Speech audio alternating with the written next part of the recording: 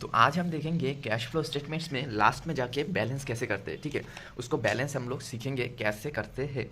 ठीक है, बहुत सारे स्टूडेंट को एग्ज़ाम हॉल में या फिर कोई और डिस्टर्ब होता है कि बैलेंस हुआ कि नहीं, मैथ हमारा करेक्ट हुआ कि नहीं। तो उसके लिए हम लोग, मैंने सोचा कि एक वीडियो ही बनाते। ठीक है, तो देखते हम लोग कैसे मैथ करने के बाद ऑटोमेटिक हम लोगों को समझ में आ जाए कि मैथ हुआ। ठीक है, तो चलो पहले मैंने देखो इस कैश फ्लो स्टेटमेंट्स को इधर कर लिया। तो करने के बाद इधर net cash from operating activities हम लोग निकलेंगे पहले। तो इधर करके क्या होगा, 35,000, 4,000, 3,500। पहले तो ये कर लेते हैं, 35,000 plus 4,000 plus 3,500 minus 15,000, 15,000 and 6,000, minus 15,000 minus 15,000 minus 6,000 होता है 6,500। तो ये हमारा निकल गया net cash from operating activities 6,500। आप लोग ध्यान से देखना, ठीक है, बहुत इजी है, आप लोगों को बहुत हेल्पफुल वीडियो है ये आप लोगों के लिए। उसके बाद cash flow from investing activities को करने के बाद क्या आता है, माइनस 45,000 प्लस 25,000 प्लस 700। इसको करने के बाद आता है माइनस 19,300। ठीक है, इसको हम लोग क्या लिखेंगे, net cash from investing activities 19,300। ये हो गया माइनस। ठीक है, उसके बाद हम लोग देखेंगे फाइनेंसिंग एक्टिविटीज़ पे एक ही है 15,000। तो इसको हम लोग बोलेंगे net cash from financing activities 15,000।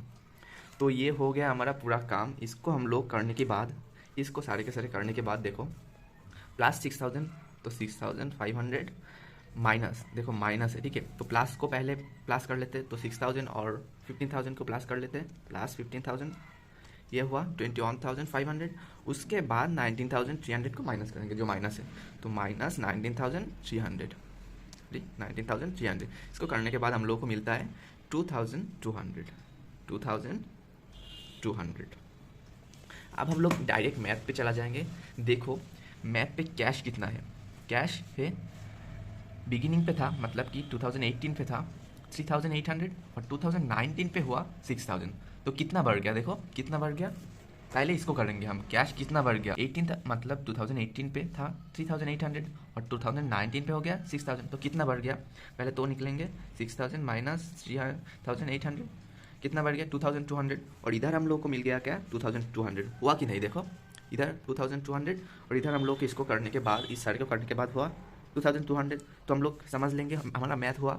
ठीक है, उसके बाद हम लोग को इधर रख के ऐड करना पड़ेगा, क्या ऐड करना पड़ेगा, cash balance at the end of, sorry at the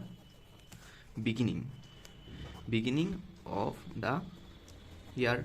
तो बिगिनिंग पे था, तो बिगिनिंग पे मतलब 2018 पे ये बिगिनिंग है, मतलब ठीक है, बिगिनिंग पर था 3,800। तो इधर बैठा देंगे 3,800, 3,800। तो हम लोग को क्या आता है, देखो इन दोनों को प्लस करके क्या आएगा, 2,200 प्लस 3,800। इसको हम लोग प्लस करके 6,000। इधर देखो एंड पे 6,000 है कि नहीं, ये और एक ट्रिक है। पहला ट्रिक तो ये है कि 3,000 मतलब कि ओपनिंग से क्लोजिंग माइनस करके जो आएगा वो इधर आएगा। ठीक है, करने के बाद ये तीनों को करने के बाद इधर आएगा।